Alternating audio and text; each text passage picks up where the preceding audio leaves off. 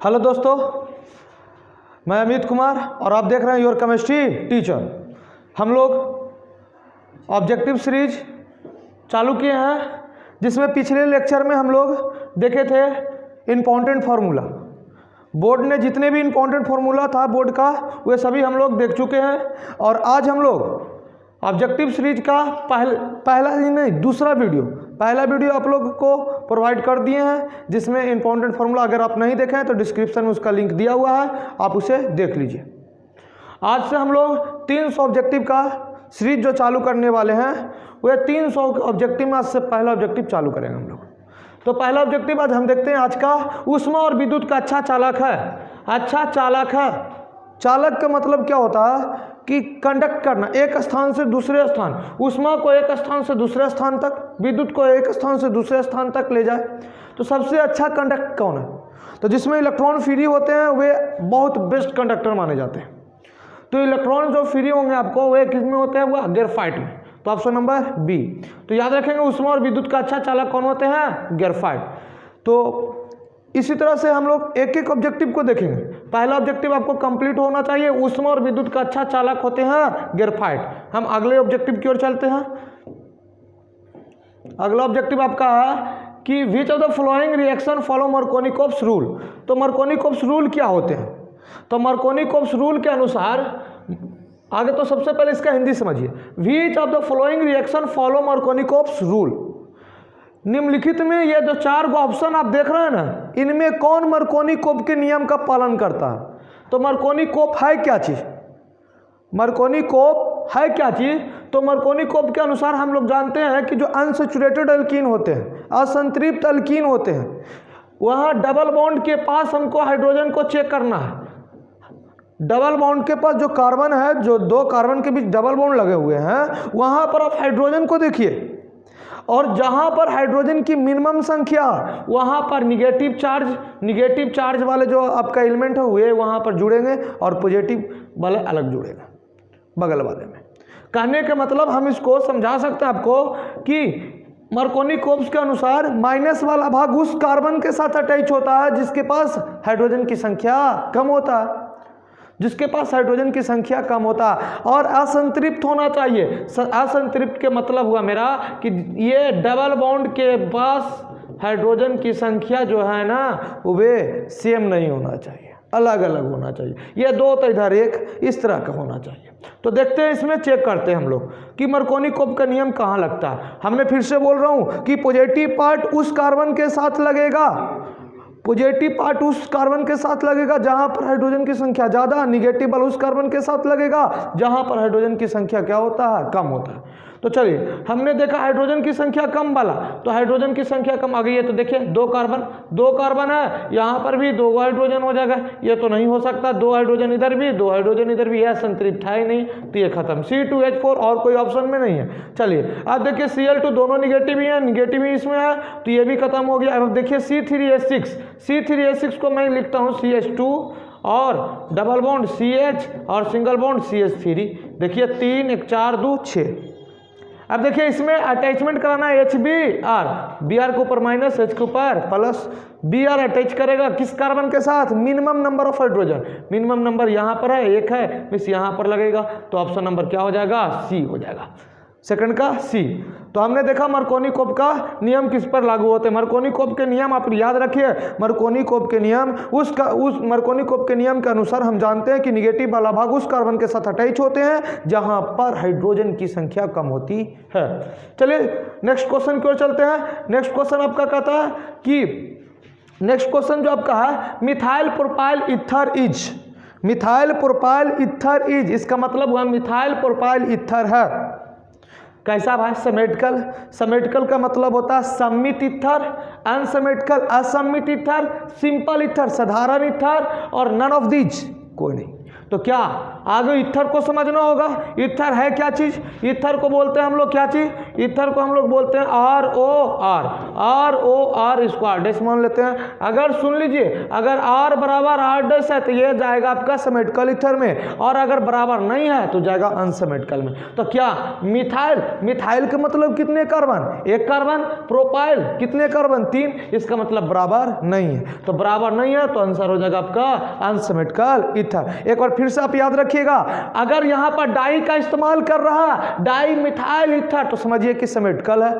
Dye use नहीं हो रहा है तो समझिए कि अनसिमेट्रिकल है। तो ये आपका आंसर हो जाएगा अनसिमेट्रिकल ईथर, जिसको हिंदी में बोलते हैं असमित ईथर। तो इसी तरह से हम लोग आगे चलते हैं, आगे क्वेश्चन की ओर बढ़ते हैं। अगला क्वेश्चन है, डिटॉल का उपयोग करते हैं, डिटॉल का उपयोग किस चीज में करते हैं, एंटीसेप्टिक, जो भी इसमें ऑप्शन है उसमें किस में यूज करते हैं। तो एक चीज याद रखिएगा, डिटॉल कब लगाते हैं, जब हम लोग को कट जाता है, छट जाता है या कोई भी चीज़ हो जाता है जख्म, तो उसमें हम साफ कर लेते हैं उसको, या कट जाता है तो उसमें भी लगा लेते हैं हम लोग डिटॉल। तो डिटॉल का काम क्या, छोटे कीटाणुओं को रोकना, नष्ट कर देना, उसको वृद्धि को रोक देना। तो जो कीटाणुओं को, जीवाणुओं को, छोटे छोटे को रोकता या उसको मारता, उसको बढ़ने नहीं देता, उसको हम लोग बोलते हैं, उसके यूज में एंटीसेप्टिक मिक्स। डिटॉल का उपयोग किस क्षेत्र में हम लोग कर लेते हैं, एंटीसेप्टिक। तो चौथा का आंसर हो गया आपका ए। तो याद रखिएगा, डिटॉल का उपयोग एंटीसेप्टिक में हम लोग करते हैं। अगला क्वेश्चन की ओर बढ़ते हैं, नेक्स्ट क्वेश्चन की ओर। 4 क्वेश्चन हमने देखा। अगर आप ये वीडियो पहली बार देख रहे हैं तो पिछले वीडियो को भी देखिए, पिछले वीडियो में आपको इंपॉर्टेंट फार्मूला बताए हैं, वो इंपॉर्टेंट फार्मूला को देखिए। चलते हैं हम लोग अगले क्वेश्चन की ओर, जो 5 क्वेश्चन है। 5 क्वेश्चन का रहा कि रतौंधी किस विटामिन की कमी से होता है। रतौंधी बीमारी जो है, रतौंधी बीमारी जो होता है किस विटामिन की कमी हो जाने से उत्पन्न होता है। तो ये आपका विटामिन ए की अगर शरीर में कमी हो जाती है तो वहाँ पर हमारे शरीर में जो रतौंधी बीमारी है, नाइट ब्लाइंडनेस जिसको बोलते हैं, ये बीमारी हो जाती है। तो ऑप्शन नंबर क्या हो जाएगी आपकी, ए। चलिए, हमने 5 क्वेश्चन को देखा। अगर आप चैनल पर पहली बार हैं तो चैनल को सब्सक्राइब कर दीजिए, और आपको हमेशा इसी तरह से 300 वीडियो, 300 क्वेश्चन का वीडियो मिलने वाला, 300 क्वेश्चन का वीडियो आपको मिलने वाला। चलिए, तो हम लोग आगे चलते हैं अगले क्वेश्चन की ओर, नेक्स्ट क्वेश्चन की ओर बढ़ते हैं। हमने देखा 5 क्वेश्चन कंप्लीट हो गया हम लोगों को। अगला क्वेश्चन है, जब तक आप क्या कीजिए कि पूरे क्वेश्चन को एक बार रिवीजन कर लीजिए, पीछे से आप एक बार देखिए उसको, तो आपको ज़्यादा बेटर होगा। तो नेक्स्ट क्वेश्चन जो है आपका, इनमें से कौन एक प्रतिचुंबकीय है, प्रतिचुंबकीय, और जिसको हम लोग बोलते हैं प्रतिचुंबकीय डाईमैग्नेटिक, और एक होता है पारामैग्नेटिक। पारामैग्नेटिक और डाईमैग्नेटिक, याद रखिएगा, जब अनपेयर्ड इलेक्ट्रॉन की संख्या हो जाएगा, अनपेयर्ड इलेक्ट्रॉन की संख्या अगर 0 है तब उसको बोलते हैं डाईमैग्नेटिक, और अनपेयर्ड इलेक्ट्रॉन की संख्या 0 नहीं है तो पारामैग्नेटिक होता है।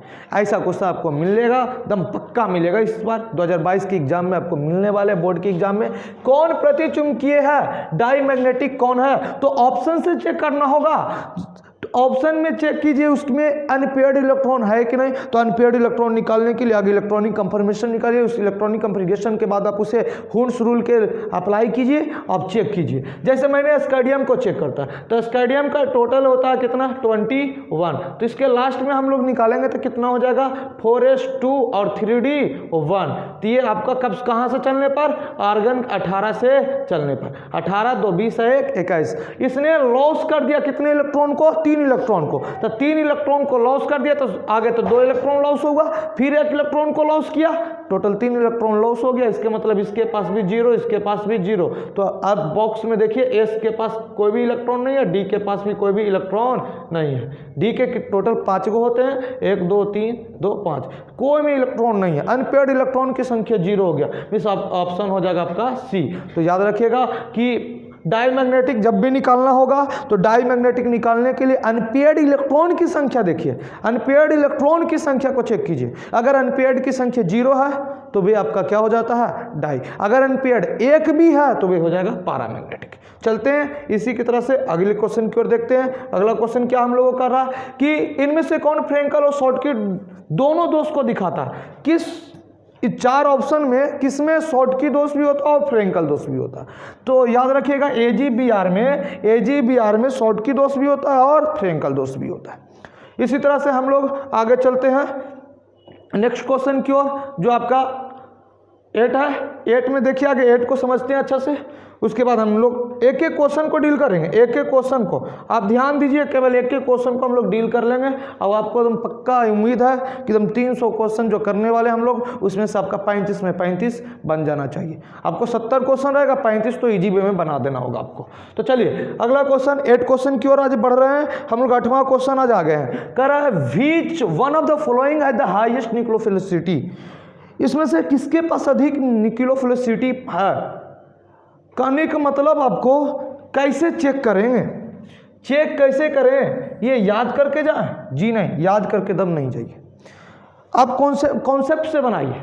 न्यूक्लियोफिलिसिटी किसके पास अधिक हो तो कॉन्सेप्ट याद रखिए कि जिसका इलेक्ट्रोनेगेटिविटी EN विद्युत ऋणात्मकता, जिसका विद्युत ऋणात्मकता कम होगी वे न्यूक्लियोफिलिसिटी अधिक शो करेगा।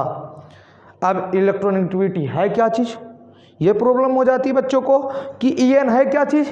तो EN विद्युत ऋणात्मकता, दूसरे के इलेक्ट्रॉन को अपनी ओर खींचने की क्षमता को EN कह सकते हैं हम लोग साधारण सी भाषा में। इससे भी अच्छा भाषा में आप लोग एक छोटा एग्जाम्पल से समझिए।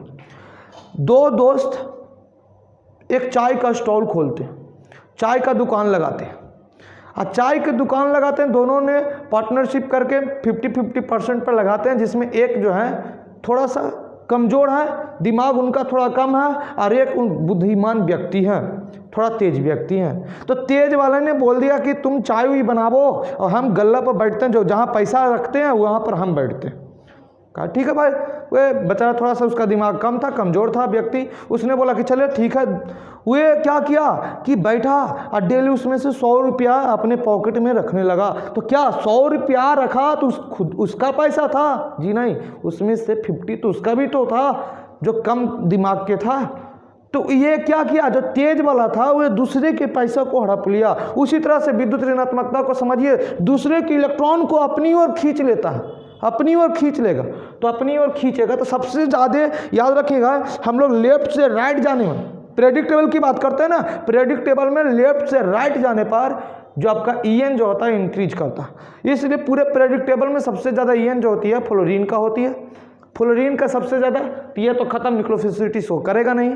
उसके बाद हम लोग जानते हैं ऑक्सीजन भी बहुत मैक्सिमम है, FON, ये तीनों तो बहुत ज़्यादा है। सबसे ज़्यादा फ्लोरीन, फ्लोरीन से थोड़ा सा कम ऑक्सीजन, ऑक्सीजन से कम नाइट्रोजन।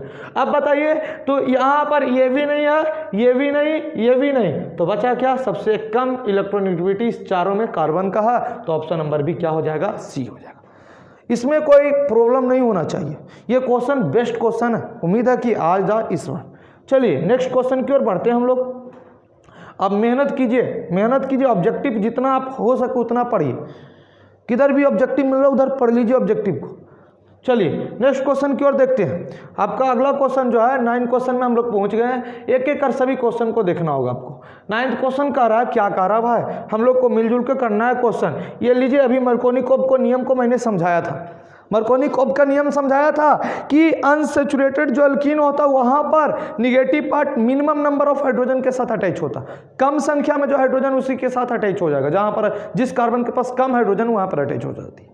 तो क्या द रिएक्शन ऑफ, ये रिएक्शन देखिए OH विथ HBr अटैक करेगा तो क्या बनेगा?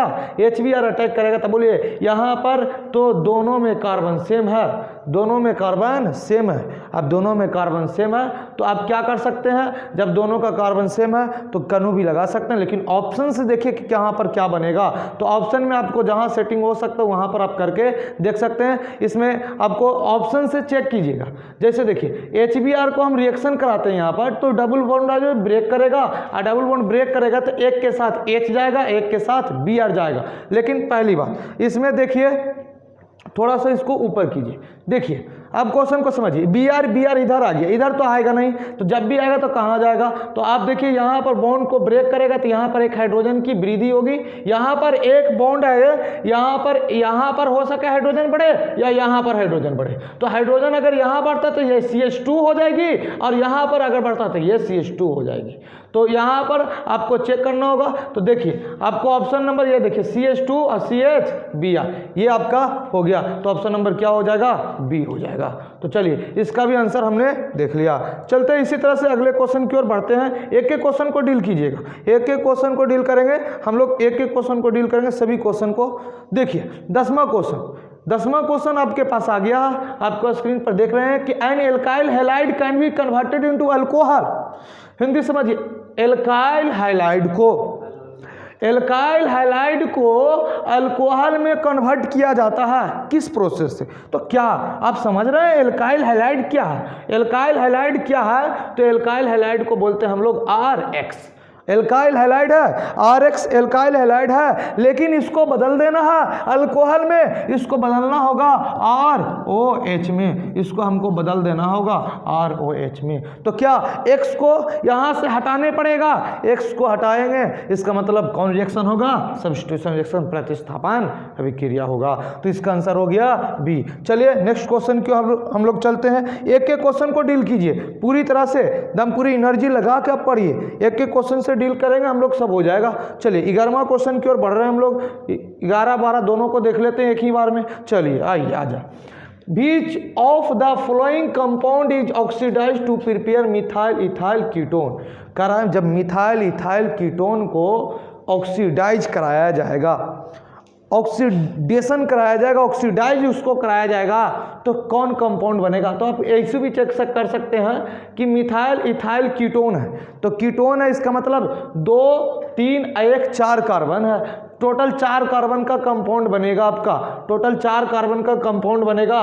तो आपको देख सकते हैं, ये देखिए प्रोपेनॉल 3, ये ब्यूट 4, पेंटेनॉल 5 और ये कितना हो गया 4। तो आप ये दोनों में से बनेगा। आप देखिए मिथाइल इथाइल कीटोन है, तो चलिए इसको चेक करके बना लेते हैं हम लोग। CH3 और ये C डबल बॉन्ड O और ये C2H5, मिथाइल इथाइल कीटोन। अब ऑक्सीडेशन होगा तो यहाँ पर क्या हो जाएगा, तो 1 और ये 2 में आ जाएगा अल्कोहल, तो ऑप्शन नंबर क्या हो जाएगा, C। चलिए 2 में यहाँ पर आके ये बॉन्ड को ब्रेक करेगा, यहाँ पर ऑक्सीडाइज होगा, तो यहाँ पर अल्कोहल का फॉर्मेशन होगा, तो ब्यूटेनॉल, 2 में OL, 2 में 1 और 2 में ब्यूटेनॉल हो जाएगा। चलिए 11 का हो गया C। इसी तरह से एक एक क्वेश्चन को डील करेंगे। चलते हैं अगले क्वेश्चन की ओर। आप पूरी तरह से ऑब्जेक्टिव को कवर कीजिए, पूरी तरह से एकदम ऑब्जेक्टिव पर फोकस कीजिएगा एग्जाम के लिए, तो आपको अच्छा होगा। चलिए 12 क्वेश्चन की ओर देखते हैं। 12 क्वेश्चन क्या कह रहा है कि phenol is converted into salicylaldehyde, phenol को सिलेशियल डिहाइड में बदला जाता है, किस रिएक्शन से? फिनॉल को सिलेशियल डिहाइड में बदल दिया जाता है रीमन-टाइमन रिएक्शन से, तो ऑप्शन नंबर क्या हो जाएगा, C। ठीक है, और ये इंपॉर्टेंट रिएक्शन भी है, ये आपका फिर कोलवे से सिलेसिक एसिड का फॉर्मेशन होता है, ये भी बहुत इंपॉर्टेंट रिएक्शन है, कनिजारो रिएक्शन। ये रिएक्शन जो आपको सब्जेक्टिव सेक्शन के लिए बहुत इंपॉर्टेंट होने वाला है। 2-2 नंबर का ऑब्जेक्टिव, आप 2-2 नंबर का जो सब्जेक्टिव होता है उसमें बहुत ज़्यादा नेमिंग रिएक्शन इंपॉर्टेंट होता है, तो नेमिंग रिएक्शन पर भी फोकस कीजिएगा। हम लोग अगले क्वेश्चन की ओर चलते हैं। अगले क्वेश्चन में जो है क्या है जो देखते हैं।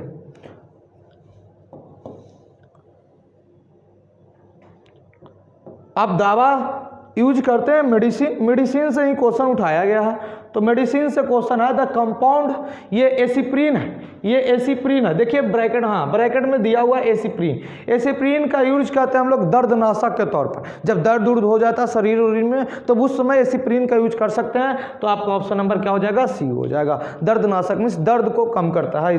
अगला क्वेश्चन जो है कि which represent zero order reaction, कौन जीरो ऑर्डर का रिएक्शन जो है वह शो करता है, कौन शून्य कोटि अभिक्रिया को दिखलाता है? तो शून्य कोटि की अभिक्रिया का ग्राफ आपको याद होना चाहिए। शून्य कोटि का रिएक्शन का जो ग्राफ होता है ना, वो ये ग्राफ आपको मालूम होना चाहिए। ए भी नहीं था, C में देखिए ये आपका ऑप्शन नंबर क्या हो जाएगा, C हो जाएगा। इसी तरह से हम लोग आगे चलते हैं अगले क्वेश्चन की ओर। अगले क्वेश्चन जो है वो भी आपको 15 क्वेश्चन, हम लोग एक दिन में 20 से 30 क्वेश्चन करेंगे ना, तो आपको 10 दिन तक हम लोग 300 क्वेश्चन क्लियर कर लेंगे।